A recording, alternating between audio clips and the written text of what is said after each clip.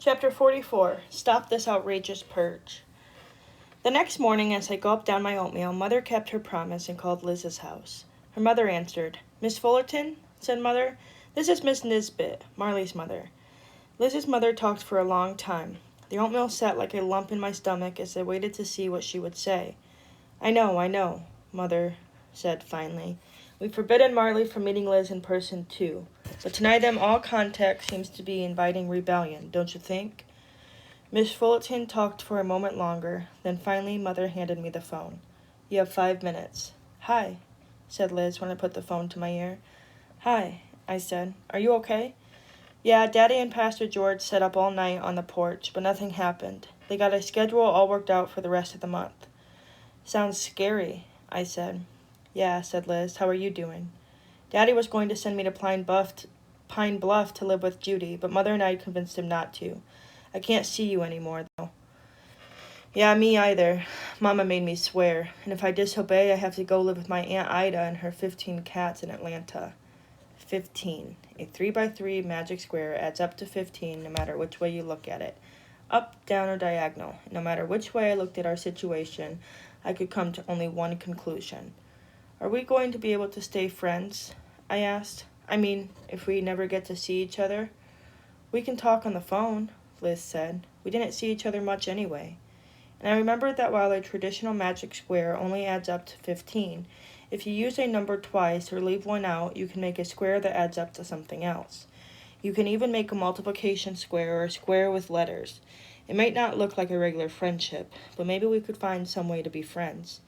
"It won't be forever," said Liz. "Maybe someday things will change and we'll be able to meet at the zoo again." "Sure," I said. "Someday I'll see you by the lions." Things had been awkward at school since Sally's party. I thought little Jimmy had been on the verge of asking me to the movies. Not that I could go since I was grounded, but he hadn't said a word about it. I thought Sally was going to open up, start really talking to me, but she didn't either. After the crazy night the day before, I was ready for a nice quiet lunch, full of numbers, variables, quadratic equations, and not much else. Mr. Harding was out sick, and on my way to the cafeteria, JT cornered me in the hall.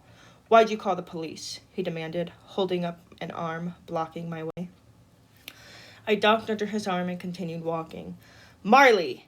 If he sounded angry, I'd have to just keep going. But he sounded kind of scared. "Red thinks I did it." "Why?" "I didn't want to take the stuff. We got in a big argument about it after you left." "Not my problem," I said. "Besides, I didn't call the police. That was my father, and I'm glad he did. Now it's over." I started to walk off again, but JT gripped my arm. "But that's just the problem," said JT. "It isn't over. My father let the police search the whole house, but they didn't find anything.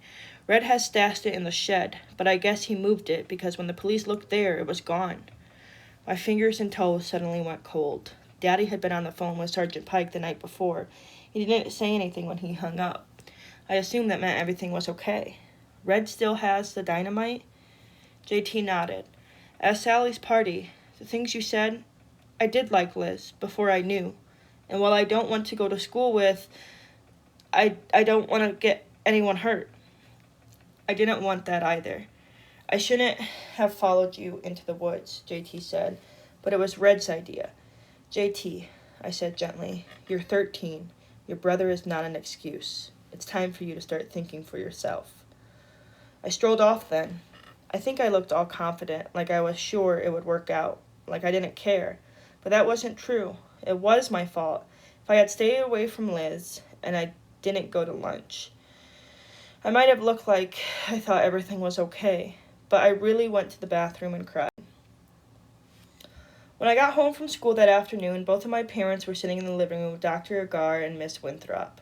Mother was still reporting to her empty classroom when she wasn't subbing, and Daddy had been let go for the next year, but he still had to finish this one. I glanced at my watch. "What's going on?" I asked. It was only 3:30. "We came home early. Dr. Agar is organizing a group called STOP," Daddy said. "Stop this outrageous purge," Mother explained. "We're going to circulate a petition asking for a special election to recall the board members who voted for the teacher purge," Dr. Agar explained. I must have given him a look like I didn't understand, which I didn't, because Daddy said, "We're going to try to get 3 school board members who fire the teachers removed." "Why?" I asked. "If we can get 3 more moderate school board members elected, they can join forces with the 3 who walked out. Then instead of everything being deadlocked, we can move forward on reopening the schools." "I thought the governor closed the schools," I said. "The governor got the legislature to pass laws closing the schools. But a new school board might make a difference. They're the ones who set the start dates for schools and," Mother said. I couldn't remember the last time I seen my parents like this, working together on a project, enthusiastic like Judy about Pine Bluff before Robert Lawrence stumped her. It was kind of nice. In any case, it sounded like the best chance we had in ages. "So what can I do?" I asked. "Stop will be working with the WEC," Miss Winthrop explained. "We need to gather 6,300 names," Dr. Gar said. "That's 15% of the registered voters. If we get all the names, we'll get our special election." 6,300 names, I said. "That's kind of a lot. How are we going to—" "We're organizing a petition drive at War Memorial Stadium this Sunday. People will be able to just drive up, sign the petition, and go on their way. The thing is, I'm sure the segregationists are doing the same thing," said Miss Winthrop, "trying to remove the school board members we want to keep." This was so confusing. I was trying to remember everything I learned in history about elections and votings. If we could do this, Judy could come home. Someday Liz and I might go to the same school. Betty Jean came in then, serving cake and coffee. Seeing her gave me an idea. I followed her back to the kitchen. "Betty Jean," I asked, Are you registered to vote?" "Of course I am," she said. I grabbed her wrist and dragged her to the living room, where I made Dr. Gar explain everything again. Betty Jean listened quietly as he talked, till finally she said, "I think I might know a couple of people who might be willing to sign a petition like that, if you don't mind accepting help from colored folks, that is." "Right now," said Dr. Gar, "we're going to need every name we can get." I called Liz again that evening. She already heard about the petition drive and how Betty Jean and Pastor George were organizing the colored folks. "Our youth group is helping too. On Sunday we're going door to door." "Great," I said. "Now I have something to tell you." I quickly repeated what JT had told me. "Call the police again," said Liz. "And tell them what? Red has dynamite? I already told them that." Liz said nothing. "Who's on the schedule for tonight?" I asked. "Pastor George," she said. "Are you scared?" I asked. "Yes," whispered Liz. "I am."